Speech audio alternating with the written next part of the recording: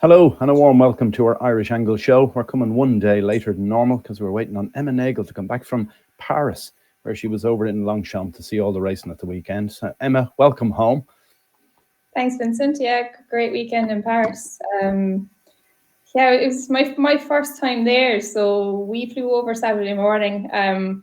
Didn't go racing. Now we kind of just said we'd be tourists for the day on the Saturday, and we went racing then on the Sunday. But yeah, it's a lovely city. To be honest, I was going over there with low-ish expectations of the city because I've heard some bad stories about Paris, but I absolutely loved it. I definitely going back and went racing then on the Sunday and. Walking around certain areas of the track, you could have been in Cheltenham or you could have been in the Curragh. There's the amount of Irish and UK race goes over there was mad. Yeah, you meet anyone from Ireland over there, and even the bars after the race, the Irish kind of seem to congregate in the one spot. But yeah, it was a great weekend. I saw reports that the attendance was down, I think, about 22,000 there. Now, to be honest, it did feel busy around the track. I saw, I think in 2018, 2019, they were getting around 40,000 people, whereas there's only 22,000 this time. It's kind of hard to see where they'd fit the extra 20,000 in there. But the atmosphere maybe was slightly flat if I was going to be critical of it, to be honest. Maybe you were just lacking that real superstar that kind of got people, drawn around, building a buzz around. But it was definitely a good weekend, and I will be going back. They're much more casual in France. If I was going to advise someone going there now, any ladies going wear flat shoes because there's plenty of walking involved, and the new stand there, it's kind of wooden slats. So I saw people getting some awful falls coming down it. But it was a great weekend. And what about Japanese people? Was it not thronged with them? I remember in previous years they used to get a huge crowd coming from Japan. Yeah, there was a lot of Japanese over following Shin Emperor, I suppose.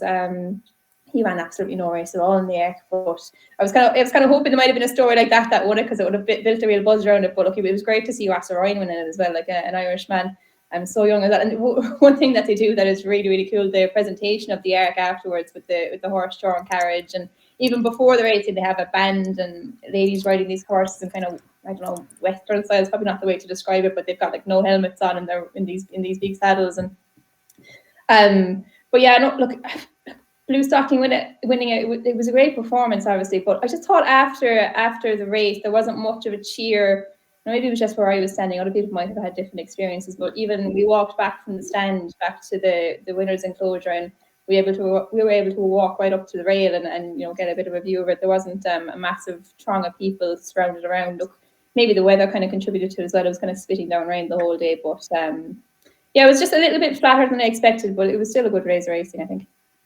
Yeah. What did you make of the big race itself, Johnny? Yeah, I thought it was a kind of an underwhelming art, to be honest, Vinny. It looked like going into the race it lacked a star, and coming out of it was sort of the same. Obviously, if you're in the winners' camp, you might disagree with that, but Camelot having the first, third, and fifth was quite extraordinary. Camelot is no superstar stallion really, and he's a solid stallion, but I suppose it was testament to the ground conditions. Aidan O'Brien bemoaning the lack of pace meant that Los Angeles ran far more forward than I was expecting, probably as much as everyone else was expecting, actually, really. And Shin Emperor ran no sort of race, as Emma mentioned. Al Rifa was a little bit disappointing.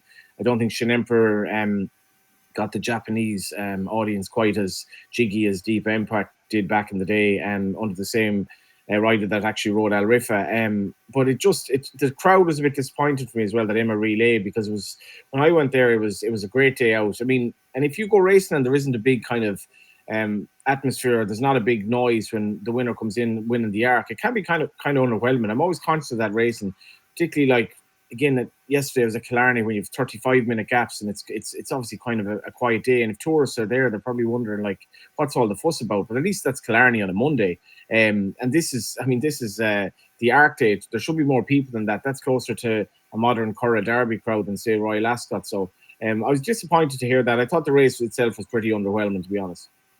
Yeah, it was still double an Irish Derby crowd, a modern Irish Derby crowd, I suppose. But yeah, I get where you're coming from. 22,000 is very small, isn't it? Still less than the Kerry National crowd in a stroll on a Wednesday. So it's kind of a bit head-scratching. Yeah, puts it in perspective. I'll definitely be going back, but I'll probably wait until a superstar shows up. If the City of Troy or someone was going, something along those lines, just to kind of get a bit more of the real arc atmosphere, because it was just slightly flat, which is the only The only bad thing I'd say about the day now, apart from that, it was a great day. But yeah, it was just a bit surprising. I was expecting kind of a massive atmosphere, you know, like you said, with all the you know, the Irish, the English, the Japanese over there. I thought it'd be more of a cheer, but maybe the result of the race didn't quite pan out. Although she was getting punted quite heavily, wasn't she? 10-1 into 5-1 on the day. Like, plenty of people definitely backed her, but just that atmosphere was kind of lacking slightly. Yeah, I couldn't believe the gamble on the winner and the second. They both finished first and second in the Vermeil last month on soft ground over the same course. Just, I don't know where the gambles came from, to be honest with you, because it looked a wide open race going into it, and yet there's two horses punted severely, both fillies, and they finished first and second. That's another thing as well, is the fillies. They do unbelievably well in that arc, don't they? I know they talk about should geldings be allowed in, but you'd wonder from the colts point of view, should fillies be stopped running? Only getting £3 as well. You wouldn't think it'd make that much of a difference, Johnny, would you? But just every year we seem to see fillies do unbelievable in that race. Yeah, and for 3-year-old fillies get a big allowance in it. Yeah, the gamble on Blue Stocking was odd. Like, into SP at 11-2, and you look at some of the other prices in the race, like Shin Emperor going off 10-1. I was very surprised at that. And sometimes you wonder afterwards, like, what did the market know? Because, I mean, if you miss the price on Blue Stocking, would you keep getting involved in a 13-2, 6-1? And obviously people did, and it's not like there are all these liabilities that bookmakers were trying to cover up. But I don't know. I mean, she was well held behind City of Troy at York, and she looked a solid type of a horse when she beat Emily Upjohn at Curragh. But fair play to Ross O'Ryan as well. It was a massive day for him. I know he's a very, very capable rider. But yeah, I don't know, Vinny. Just wasn't. It's not an arc that'll linger too long in my memory, I think. Yeah, fair enough. We look at the rest of the weekend. It was a hell of a weekend for Aidan O'Brien and his Ballydoyle team, wasn't it? 4 winners on Saturday, another winner on Sunday. Again, an odd one on Sunday. There was good money for that as well. Camille Pissarro, second string with Christophe Soumillon. I'm wondering here about Bedtime Story. What would you make of that over the weekend, Emma? Is that bubble completely burst at this stage?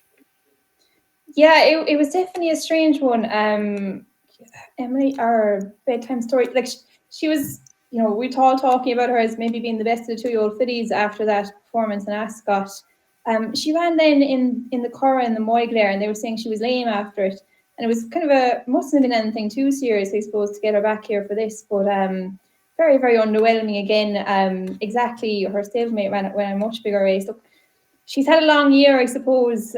She probably looked like one of the more precocious 2-year-olds, even in the ring. You know, she doesn't look like a massive filly. She's quite lean and ready to go. Look, maybe it's just the effects of a long year coming back on her. But interesting to see like what she'll do as a 3-year-old now, after having kind of such a vigorous campaign at 2. But yeah, she's definitely been disappointing since that big win in White Ascot. Like, even her 2 wins at the Curragh at Leopardstown, after that, you know, she didn't really look quite as exciting as we were kind of expecting her to be. So yeah, she's definitely not standing out as one you'd be really earmarking for a classic next year. You know, the likes of Lake Victoria have definitely kind of jumped over her in the pecking order in Ballydoyle, I'd imagine. And even Gazelle, I know, was one you were kind of a big fan of, and you know, she came back at the weekend as well. You'd probably be even more looking forward to her now rather than Bedtime Story. They met each other earlier in the year, wasn't it? In the Maiden, they were first and second. But yeah, she's been quite disappointing now.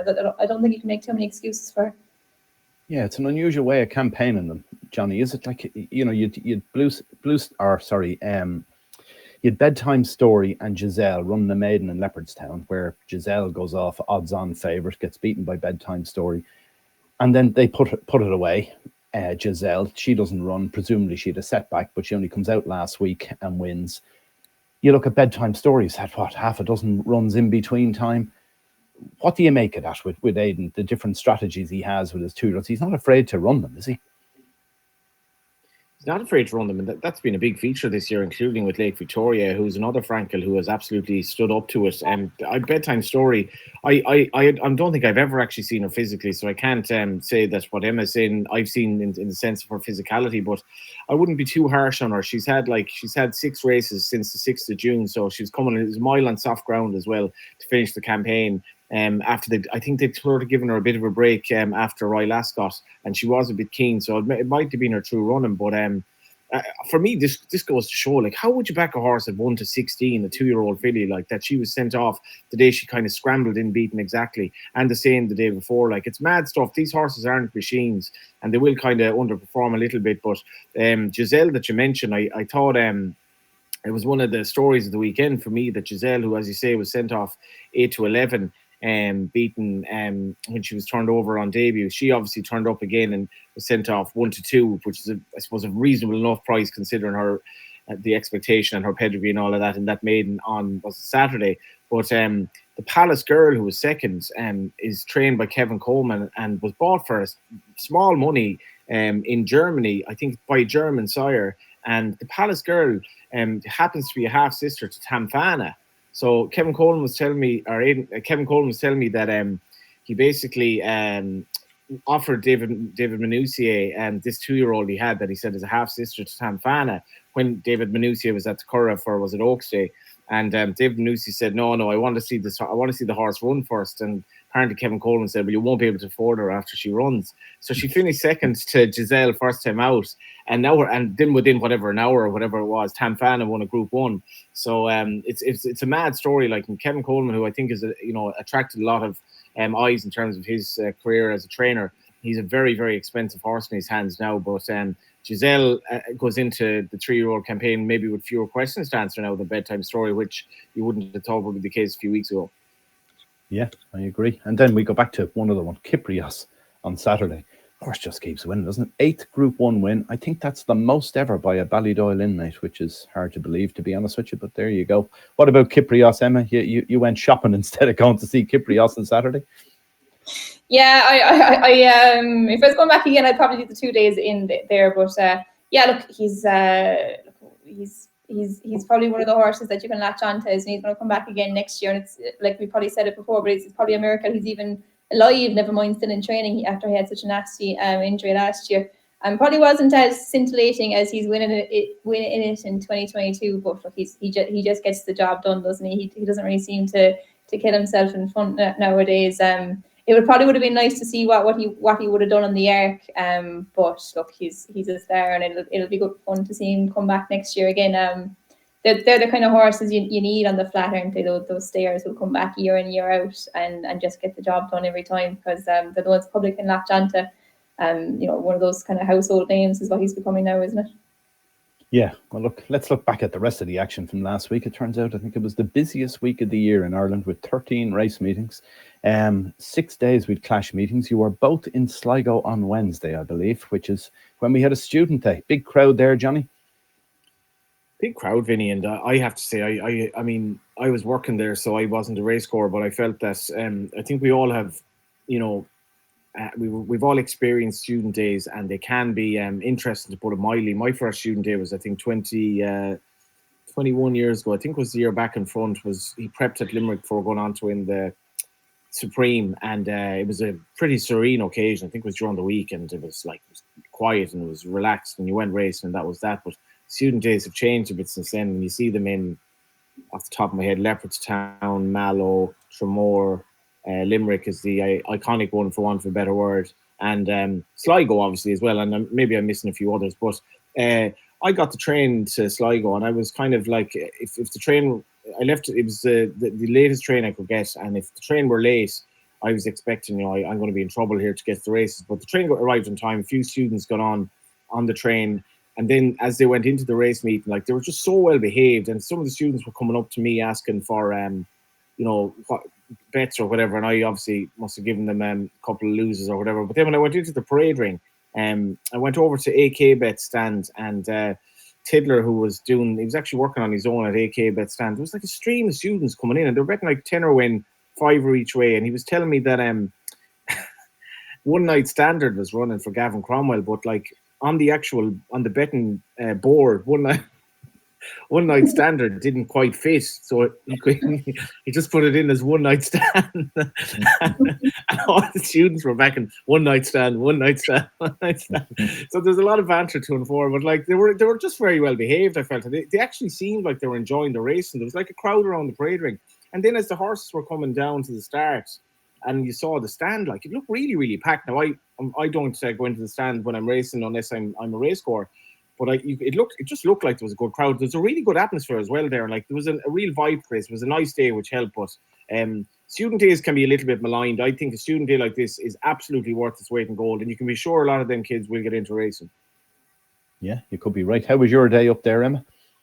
Yeah, no, I'd echo what Johnny was saying. I was up there with a horse, so I didn't actually spend much time on the track. I was kind of down the stable, but like even like down the stable yard, you could hear the roars for the horses as they were coming back in. Or I think Candana is kind of a really popular horse. He's got a big syndicate there, and like I think he was he the race before us or 2 races before us, and I was just down the stable with the horse, and you could hear the cheer from the crowd. It was probably louder than Arc Day at Longchamp. I was. You know, they were really getting into it, and like kind of like what Johnny was saying there. I've led up horses on student race days at different tracks, and like a lot of the time there'll be very, very few students actually standing around the ring. There might be no one around the ring because a lot of the time it's only students at these days. But in Sligo, like it was kind of a mix. There was a lot of students around the ring, and you could kind of hear as you were walking past, they're talking about which horse they're going to back and looking at what all the different horses look like. But there was also older race goers as well. It was just a brilliant day. It was actually my first time ever in Sligo racecourse. Kind of a tough enough one to get up to. I think it's 4-hour drive from us. But yeah, it was brilliant, and the stands were packed. Like Johnny was saying, like the students, they weren't. I said there was no hassle at all from them. Like obviously the weather helped as well, getting them around the parading and stuff like that. But yeah, it was just nice to see, because I think some of these student days get a bit of a bad rap. But in fairness to all the students in Sligo racecourse, they definitely got an interest in the racing from the day. I'd imagine a lot of them anyway. They didn't crowd around the parading. The thing as well, Em, is that like, and this is kind of me speculating here, but when the students arrived, like at the races, so the races started at whatever 1:30, 2 o'clock. When they arrived, like they weren't drunk, right? And I've been at student days where students have arrived like literally paralytic drunk at the races. They arrive at the races very, very drunk, and like it just becomes carnage. It's like something from out of a movie set where it's like basically a war zone, and horses have to run, normal racecourses have to go, and that's just something. Maybe it's to do with the college in Sligo where they're just a more serene bunch. But they arrived like they arrived well dressed for the races, really well dressed. That was another factor. Like it was a real day for style as well. But they arrived like ready for racing, not kind of haven't had like a bottle of vodka at home. Like, so maybe that's something to note come forward for other race meetings. Yeah, I know Punchestown on the Friday, when it's basically kids' day, it's not even students now. Well, it's secondary school students rather than university students that tend to go there en masse from Kildare. I know I've had 2 daughters who I've had to bring home from there on occasion, and they go on buses and they literally fall off them. I think by the time they open the door of the bus, they literally pour them out onto the track. But it's a different thing, isn't it? It's hopefully, you'd like to think there was a time when kids and everything could bet at the races. Now they've stopped that. Now you have to be over 18 to place a bet and so on. I don't know how it actually works at Punchestown, considering there's such a crowd on the Friday that would be under the age of 18. But I don't think they get a whole lot of drink on track. I think they're drinking before they come is part of the tradition with them, at least. Anyway, moving on to other things from last week, we Pat O'Donnell, Extensio, wins for the second time over hurdles. This is becoming a bit of a following, this horse. Emma, is it, after all his celebrations the last day in England and everything else? He's a great character. Yeah, it was brilliant. I think he was saying this might be his last one now. He's getting a bit of a break for the winter, I think. But yeah, the horse definitely got a bit of a fan base after Pat's interviews. I think it was the first day he won in Fairyhouse, and his daughter Sylvia was riding him. And there was great kind of media coverage of that. And then he went on to York. To win under Joey Sheridan, and yeah, the interviews and just the whole kind of atmosphere around that was brilliant. But yeah, it's nice to see Pat O'Donnell with a horse like that. And look, he won a handicap hurdle off mark of 1:28, I think, at the weekend. He won it quite easily. I think there might have been a slight chat about going to Cheltenham with him beforehand, but I was just reading quotes from Pat afterwards, and he was saying something like the Galway hurdle. But look, he'll probably go into the 130s now after that. Anyway, maybe something like a county hurdle might be worth having a bit of a crack at, have a bit more fun with him. But yeah, he's a real fun horse, isn't he? Taking him to the likes of York, possibly the likes of Cheltenham, and could be one for a Galway hurdle next year as well. So yeah, it's brilliant to see it. Yeah, he's one you've interviewed, is he, Johnny? When he interviewed him yesterday, yeah, it was like there was what was it, a maiden anyway, the second race, and it was like Joey Sheridan was going out, and he nods me, he goes, I've a mount for Pat O'Donnell here, you should interview him. And I looked up the race card, and I remember that he was like 100 to 1 or something. But obviously it's Pat O'Donnell, so you have to go over, and he's like, I'll have to start charging you for these interviews. He's just really good to be around. And like, I don't know, this story just makes so much good value for racing. I think like that people can relate to. Pat O'Donnell would go a long time without a winner at times, just wouldn't have the horses necessarily. And like Sylvia, his daughter, I'd say, big part of the operation. She's very popular as well. And the Extensio story is just like, I remember that. I remember that nearly more than I remember City of Troy at York. It's kind of weird, like it's just the whole reaction to it. And it seems kind of fanciful now that there might be an actual horse that isn't from a top yard running in the Galway hurdle. But wouldn't it be great? Like, and there'd be so much, like, I think of Mick Winters and Miss United and all of that. Wouldn't it be great if that were the case again? Because like I'm really worried about National Hunt racing going forward, like how it's become so dominated by, and we might talk about field size in recent days, but like what are the National Hunt field sizes going to be like this winter, and how many good betting races are there going to be? Because we don't have enough of these stories anymore. And Extensio, I thought the ground might have gone too soft for him, but it hadn't, because he did look very well handicapped, but he's just a dream to be involved with, I'd say. Yeah, just going to slightly negative point after a few positives there is the field sizes. We had last week, as I say, 13 race meetings. There were 26 races run with less than 8 runners, which means there wasn't full each way betting on it, which means ultimately that the media rights money that the industry gets from the bookmakers through TV rights and everything else is based on betting turnover now, or a portion of it is at least. So long term, you're looking at the fact that you need to keep the field sizes up. We've seen in the UK over the last number of years, they've serious problems with this, particularly novice chases, novice hurdles, all sorts of races, to be honest with you. So where are we there, Johnny? Horse Racing Ireland is planning over the next 5 years, by 2028, there will be an extra 245 races a year in Ireland if they meet their projections. Are we going to be able to keep the runners going for this? Because you see the likes of last week were struggling, and that's on relatively reasonable ground. Like, we're going to get periods where there's going to be firm ground where nobody wants to run. We're going to get periods where there's bottomless ground where no one wants to run as well. So what's the long-term prognosis, do you think? Yeah, I'm sort of working on, or will shortly be working on, a piece about turnover on racing, because anecdotally I'm hearing worrying things in terms of just the amount of money being wagered on racing. You see with the betting exchanges down about 50%, liquidity is down so much there.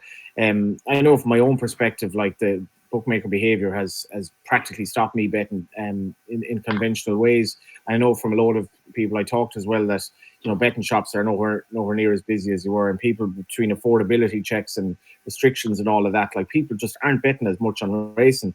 And that you can kind of get out of the habit of doing it then to an extent. So I am worried about that. And obviously the whole media rights money is based on turnover and the amount wagered. Having said all of that, like, there's far too much racing, Vinny. Like, I mean, I think there's about 45 meetings in October. And fair enough, like, you do need the opportunities for the horses, but Irish racing is edging closer to British racing than I thought it would be the case, where we have a lot more races. The prize money looks worse with every year, and it's holding on by a thread because it's obviously reliant on the controversial horse and greyhound fund, but we have far too many races. And the in terms of the racing population, because most horses now are in terms of the cost of putting a horse in training, how bad our prize money is and how difficult it is to win. Like, it's really a basket case financially to get involved in horses. So I'd be very worried about it going forward. And that's not to mention the National Hunt Game, which we've seen the numbers are well down on where they were at, because people just don't see it as particularly feasible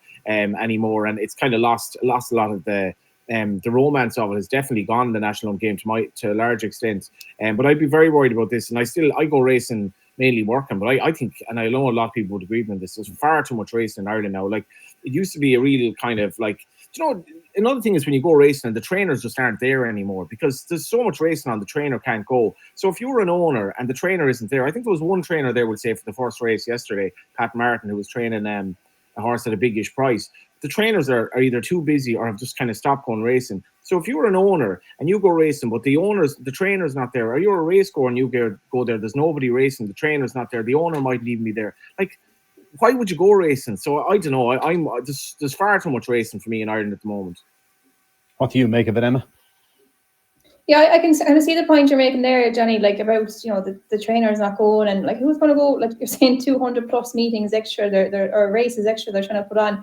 Like who's going to go to these extra meetings, because like you can see it on the day-to-day race meetings, like the quiet ones where there's no kind of student there or anything like that. Like there's very few people on course, and adding more to it, like you'd be kind of slipping into what British racing have done in fact. I know you're saying we've had small fields the last few weeks as well, but it's kind of a very regular occurrence over in the UK to have 3-4 runner fields every day of the week. And I think over the last few weeks it's kind of just an awkward part of the racing schedule, isn't it? Like you have Coram Park at the weekend. I think the ground changed to good to firm after a few races, which had a lot of non-runners in the end. And I think Sligo was probably a meeting that kind of contributed plenty to that figures as well. I think there was a few races there with only 5, 6, 7 runners. But tracks like those, they're kind of awkward for people to get to. I suppose in one thing, like you're coming from the south of Ireland, it's a 4-hour drive nearly to up to Sligo in a horse box or a lorry.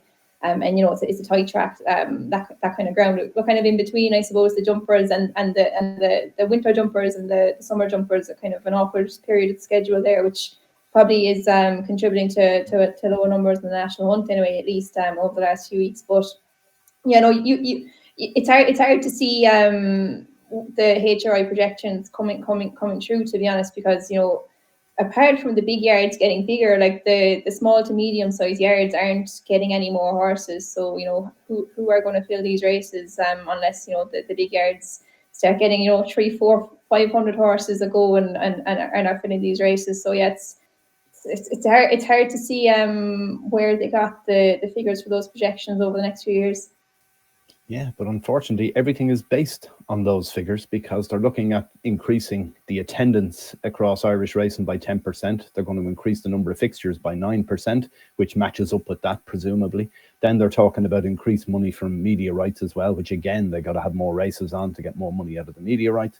So everything seems to be linked to this, that they need more racing is the bottom line. So just going to be a difficult balance to try and get it right, I suppose, is the bottom line. Anyway, we'll move on to one other thing from last week or over the weekend. It's just started, is Easy Fix hurdles. They put a new version of them out, which I think is a good thing. They look like a traditional hurdle rather than the fixed block version of the Easy Fix hurdle we've had for a number of years. You would have seen them in Galway, particularly, as one of the tracks that has used them extensively. What do you make of this, Johnny? It's a good move, is it? Yeah, we were just talking about this before we came on air, and you were making the point that and it's something that I actually I completely agree with you with, but I hadn't actually thought that much about it. Like the ability to hurdle, when you think of Archibald as a hurdler and good hurdlers, how actually beautiful they were over the old hurdles.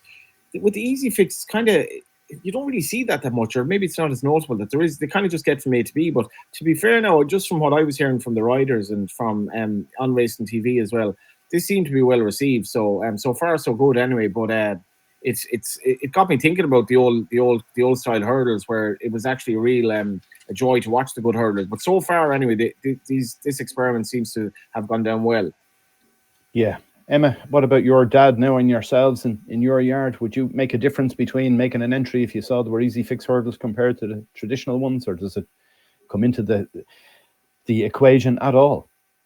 Not particularly, but I do remember when the Easy Fix hurdles came in the first time, however many years ago that was, there was a fair few trainers weren't overly happy with them, because there isn't a whole pile of giving them, kind of like similar to what Johnny's saying there. Like the traditional hurdles, you can kind of flick through them and you can even knock them down, but there isn't a whole pile of giving the Easy Fix hurdles, so maybe horses just don't jump them as quick. But yeah, I saw they were trialing these a new Easy Fix hurdles at a few schooling races, I think maybe towards the end of last season as well. And yeah, I was reading some of the feedback from trainers and jockeys yesterday. Everyone seems delighted. I think there was quotes on the site this morning, and no complaints from the weigh room. And yeah, it's definitely nice to see him coming back, because I'm not a massive fan of the old Easy Fix hurdles. I do prefer the traditional ones, and these are much closer to the old traditional hurdles, which kind of get horses maybe jumping a little bit quicker over them, because they know they can kind of glide through them a bit more, and there's more giving them. So yeah, no, it's good to see, and yeah, it'll be interesting to see what tracks will bring them in. Yeah, hopefully they all will, if they work properly. Why wouldn't you, I suppose? Because like they're obviously going to last a lot longer than the traditional one, which has to be made by somebody, I presume, with birch and all sorts of different things. So at least these will last forever, one would presume. Anyway, moving on. This weekend, we've got some big racing again. It just keeps coming this time of the year, doesn't it? We've got Newmarket, we've got the Fillies Mile on Friday, we've got the Dewhurst on Saturday, and the Cesarewitch, which will surely have an Irish winner, will it, Johnny? Yeah, like it is. I say it is that time of year, Vinny, where the it's kind of chocker block and it's kind of edging into the national hunt season. I haven't really looked at that race yet. I see Willie's going to have a strong hand in it, but it's I haven't looked at the race in depth yet, so I wouldn't be able to offer much. The Dewhurst race, I'm a big fan of year to year, so looking forward to the end of the flat season, kind of culminating in the Breeders' Cup. Yeah. And what about yourself, Emma? Have you had a look at the weekend stuff? The Dewhurst, I see Shadow of Light has been supplemented, taking on Line of Winter. I saw that yesterday, right? That's going to be an interesting race, definitely. I think Line of Winter's kind of even money favoured for that. Maybe slightly disappointing for Goss that he didn't go to the cover a couple of weeks ago, but yeah, he looks an exciting one. I think you see Antipo's favoured for the Derby anyway, possibly the Guineas as well. But yeah, interesting to see. Godolphin will have Ancient Truth and Shadow of Light going in there, so they're going to test their classic contenders early, I suppose, for next year, and the Fillies Mile should be a good race as well. I haven't really looked at that one in too much detail yet, but yeah, it's kind of like Johnny's saying, it's kind of in between, or I suppose that the flat's coming to a real end now. We're kind of trying to shift over to the jumps, but yeah, the Future Champions weekend in America, it's always a good one to look forward to as well. He'd be my idea of the Derby with a Line of Winter, Vinny, and I did feel the last day at York over 7 furlongs of good firm. It was like the way he ran at the Curragh was amazing. The transformation in terms of the way he won the race and how kind of straightforward it was, because like his boy see the stars, he really does look an out and out Derby horse to me. So if he can maintain that form over 7 furlongs as a Dewhurst, like this really the sky's the limit for this guy. It's a lovely way of going as well. Yeah, it's a very interesting weekend for Aidan O'Brien. His horses dotted all over Newmarket, from maidens and everything, like multiple entries in them all. Be interested to see which ones he runs. You can see Giselle was entered there somewhere, but I doubt that will go after winning only the other day. Anyway, moving on. Last thing. Have you a horse to follow from last week? Something that caught your eye? Johnny Anton in particular? Yeah, I'm going to go with Saint Seren. She's a filly trained by Andrew Lee, who's a small trainer in, I think he's in, sort of your neck of the woods, in Middleton, County Cork. But he hasn't had a flat winner, I think, in over 10 years. There are very, very few runners. And I fancied the winner of the race, actually, that she ran in at Killarney yesterday, which was Monday. But she really took my eye. She was ridden by Siobhan Rutledge. First time tongue tie.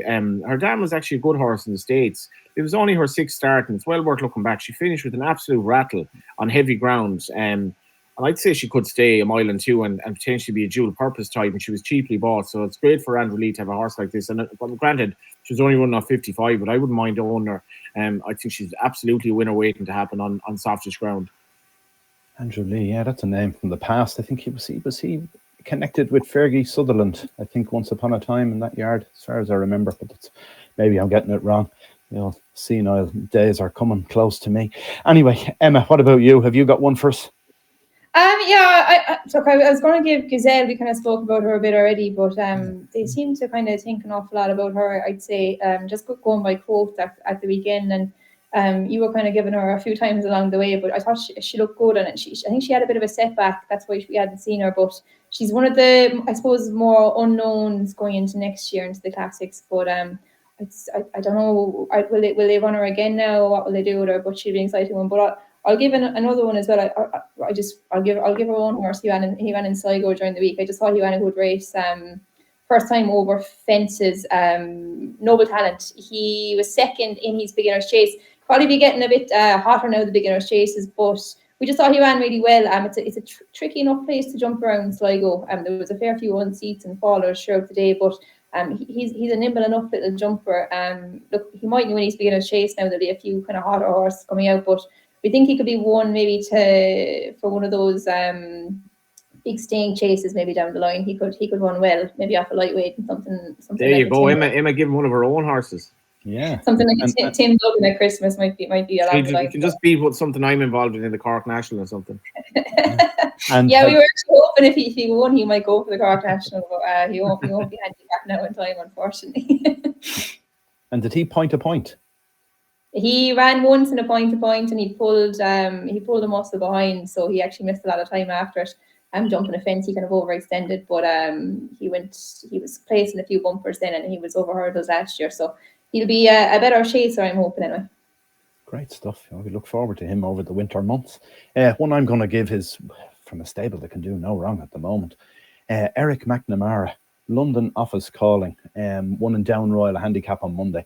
It's not so much over the flat because the horse won very easy there. It'll go up a bit, I'm sure, but I think there'll be a little bit of a campaign here over hurdles. Horses won twice before over hurdles. I'd be interested to see that horse going. It's only rated 102 over hurdles. So if we get to see London Office Calling coming out in the next while, I'd be expecting to see a win there. Anyway, thanks for watching and thanks for all your contributions, guys. I'm glad you got back safely from Paris, Emma. And we'll be back again next week when we'll discuss all the things that happened at Newmarket and elsewhere, no doubt. Thanks for watching. Bye for now.